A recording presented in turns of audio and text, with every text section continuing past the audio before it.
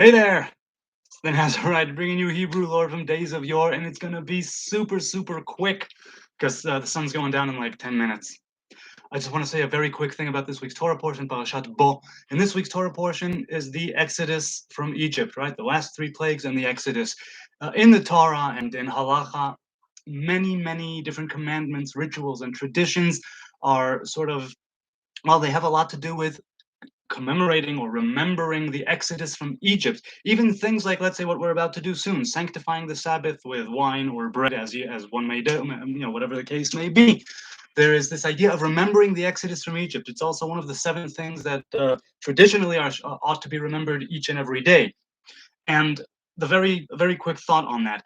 Part of the reason why, let's say, the sanctifying the Sabbath, which the Sabbath did, the idea of the Sabbath, the actual Sabbath, did show up before the Exodus from Egypt. Why then is it connected with the Exodus from Egypt? And just like I said, a very quick thought on that. The Exodus from Egypt, it represents that, as I was going back and forth this week with the Nazarite with Seth, and um, we extract truth from the falsehoods.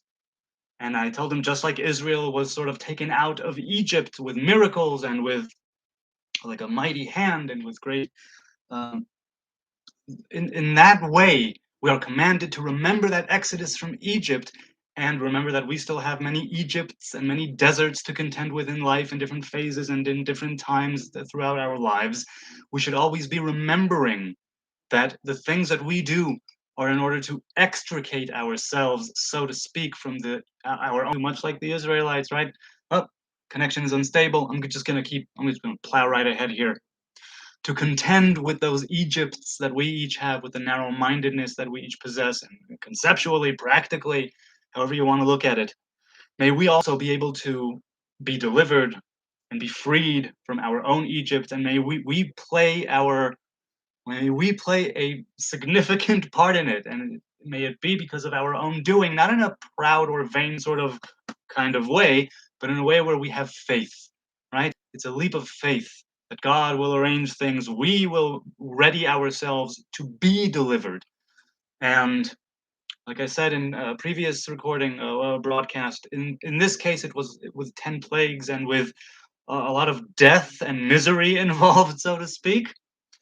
But hopefully, God willing, it will be due to our actions, right? With love, with kindness, with grace, right? It says that the Egyptians, right? The Israel, they have found the grace in the Israelites, and they gave them clothing, jewelry, good things. Maybe this was a total ramble, but it's already a few minutes, and I still have things to do before Shabbat. I want to wish us all a mighty Shabbos, a good Shabbos, a Shabbos of freedom, of deliverance, of rest, a taste of the world to come. And if this was way too rambly, I hope I'll be able to expand on this in next week with the parting of the sea and all that. It's all very much connected to remember Egypt and to remember who we are, where we are going, and what we'll have to, and what needs to be done in order to pull ourselves out of there. Shabbat Shalom. Ah, okay.